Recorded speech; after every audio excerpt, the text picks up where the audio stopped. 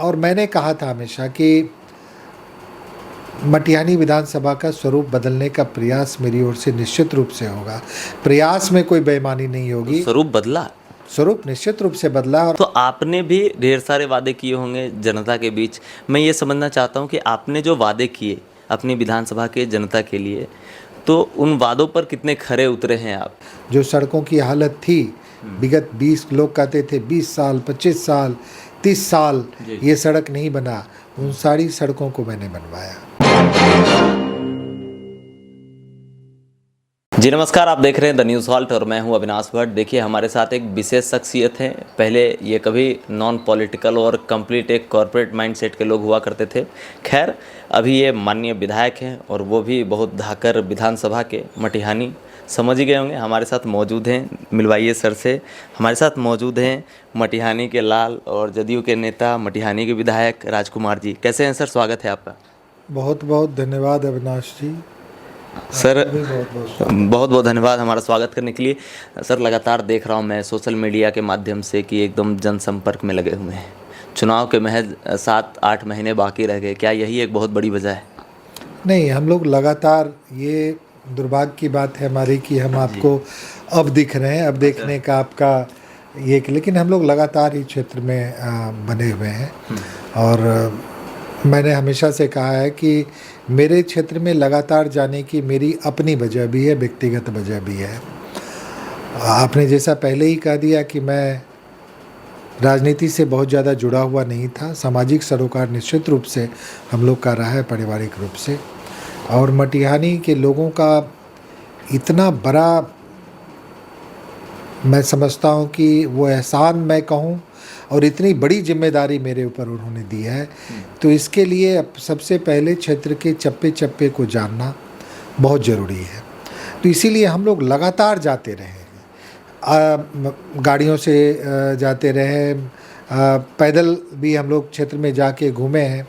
और उसी क्रम में अभी फिर से कर रहे हैं, चूँकि चुनाव समाप्त हुआ है और फिर से लग जाना है जनसंपर्क में। और जब तक आप लोगों के बीच नहीं जाएंगे तब तक आपको सरकार की योजनाओं का क्या प्रतिफल है और भी क्या करने की ज़रूरत है सरकार को, योजनाएं कितने और प्रभावी ढंग से लागू हों वहाँ पे, उसके लिए क्या करने की ज़रूरत पड़ेगी। तो इन सब चीज़ों के लिए ग्राउंड लेवल पे जाके आपको देखना पड़ता है। और हर एक प्रतिनिधि अपने अपने स्तर से करते हैं और मैं भी वही कर रहा हूँ। मैं इसलिए कह रहा था कि मटिहानी की जनता कह रही है कि आजकल राजकुमार जी क्षेत्र में विशेष समय दे रहे हैं और उनके हुटर का आवाज़ गूंज रहा है मटिहानी में। आजकल तो हुटर नहीं बजता है। नहीं बजता है, हमने बंद कर दिया है, चूँकि वहीं के लोग बोलना शुरू कर दिए कि आबे छथिन गर्दा और इन्हें चल जाए छथिन। जबकि हम लोग की ऐसी कोई मंशा नहीं रहती थी, हमेशा उन्हीं के बीच में जाते हैं हम लोग। और मैंने कहा कि अभी फिर से सत्र शुरू होने वाला है और सत्र से पहले आपको अपने क्षेत्र की पूरी अपडेटेड जानकारी होनी चाहिए।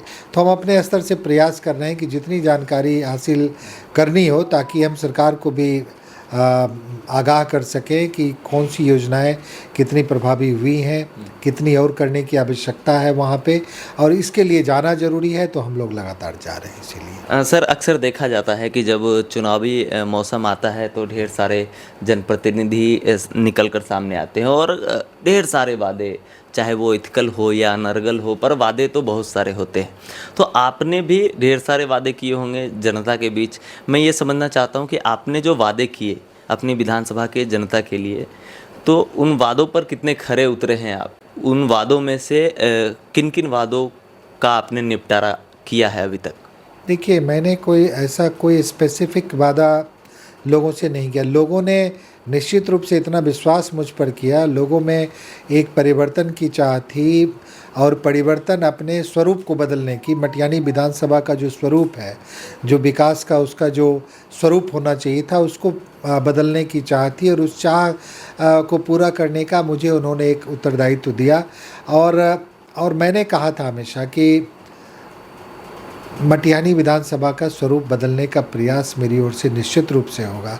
प्रयास में कोई बेईमानी नहीं होगी। तो स्वरूप बदला, स्वरूप निश्चित रूप से बदला। और आज मैं, अगर आत्मसंतुष्टि की बात करते हैं, तो हर क्षेत्र में चाहे मटिहानी विधानसभा के आप किसी भी क्षेत्र में चले जाएं, आज जो सड़कों की हालत थी विगत 20, लोग कहते थे 20 साल 25 साल 30 साल ये सड़क नहीं बना, उन सारी सड़कों को मैंने बनवाया।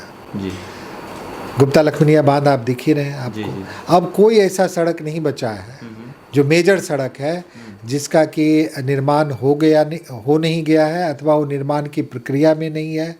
कुछ एक हैं जिनका टेंडर हो चुका है। तो सड़क के क्षेत्र में हमने काफ़ी प्रगति की है और भी जो बचे खुचे हैं उन सब लोग उनको पूरा कर लिया जाएगा।